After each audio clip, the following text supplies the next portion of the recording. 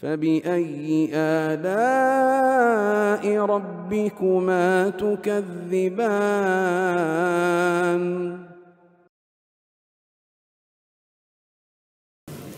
Baik, telah kita lalui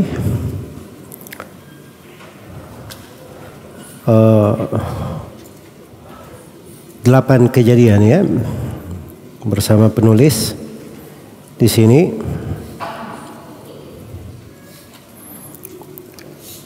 Dari kejadian sebelum Rasulullah SAW diutus sebagai seorang Rasul.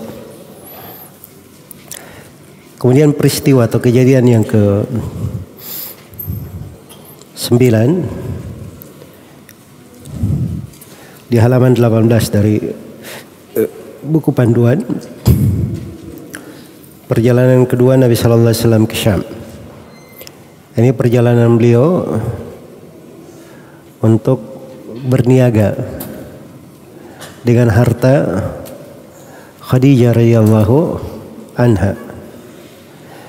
Kata beliau, wasara nahwa syami ashraful wara fi ami 25 qura li ummina Khadijatin muttajira wa ada fihi rabihan mustabshira. Kata beliau, lalu manusia termulia ini kembali berjalan ke arah Syam. Ingatlah bahwa hal tersebut adalah pada 25 tahun umur beliau. Beliau berniaga untuk ibu kita Khadijah. Selanjutnya beliau kembali dengan penuh laba dan kegembiraan. Jadi ini saya poinkan dua pembahasan. Yang pertama, perjalanan Nabi Sallallahu Alaihi Wasallam untuk kedua kalinya pada umur 25 tahun. Jadi ini perjalanan ke Syam ya. Iya. Jadi ketika Rasulullah Sallallahu Alaihi Wasallam sudah mulai menginjak dewasa, itu terlihat dari kejujuran dan amanah beliau. Terlihat dari kejujuran dan amanah beliau. Hingga akhirnya Khadijah radhiyallahu anha, waktu itu Khadijah bintu Khuwailid, seorang perempuan pedagang yang memiliki harta dan memiliki kehormatan nasab. Dan beliau kadang berinteraksi dengan orang-orang dalam bentuk kerjasama atau dalam bentuk dia upah orang-orang untuk melakukan perniagaan. Iya. Nah, waktu itu umumnya orang-orang Quraisy memang banyak dari mereka para pedagang. Karena itu disebutkan nikmat terhadap mereka, li ilafi Quraisy ilafihim rihlatash syita'i was-saif. Jadi mereka itu punya rihla-rihla perniagaan. Jadi sampai kepada Khadijah radhiyallahu anha akan kejujuran Nabi sallallahu alaihi wasallam dan amanah beliau serta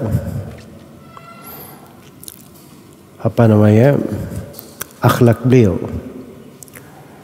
Maka Khadijah pun radhiyallahu anha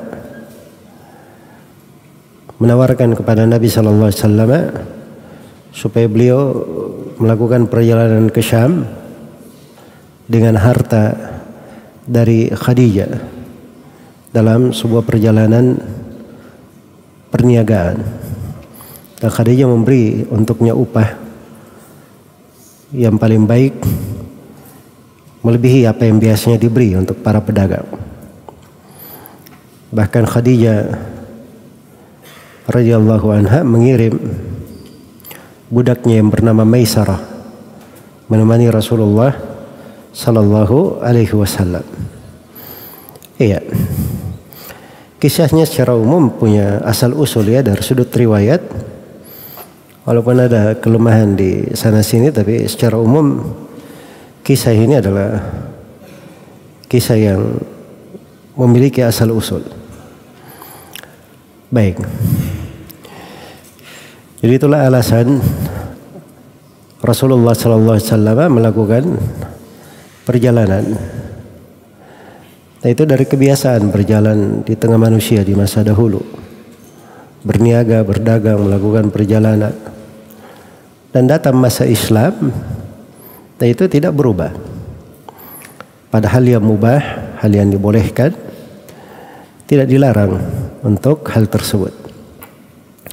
Kemudian kejadian yang ke-10, iya. Saya dikatakan tadi li ummina Khadijatin, untuk ibu kita Khadijah.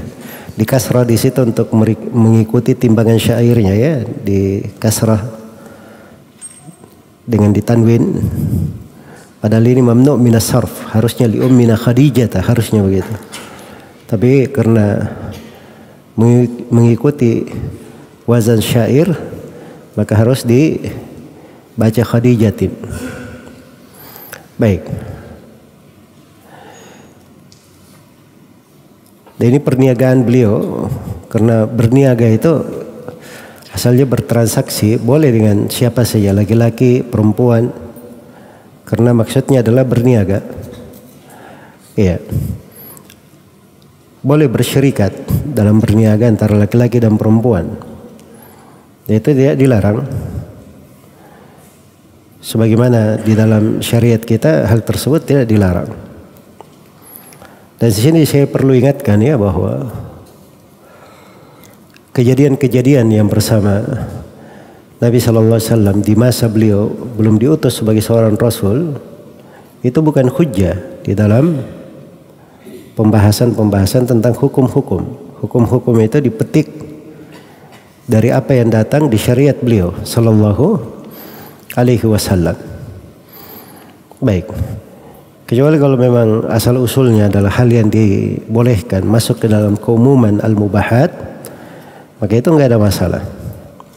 Jadi kadang ada yang membahas tentang Nabi SAW sebagai seorang pedagang. Itu kejadiannya kapan? Ini kan kejadian sebelum beliau menjadi seorang Rasul. Kemudian riwayat-riwayat di dalam hal tersebut itu banyak keterputusannya di dalam hal tersebut. Jadi hukum-hukum syariat itu sudah jelas, sudah tetap di dalam banyak perkara. Maka itu yang harusnya menjadi pegangan. Jangan meluas kepada hal-hal yang kadang di dalam perkara tersebut bukan hal yang diizinkan di dalam syariat. Baik.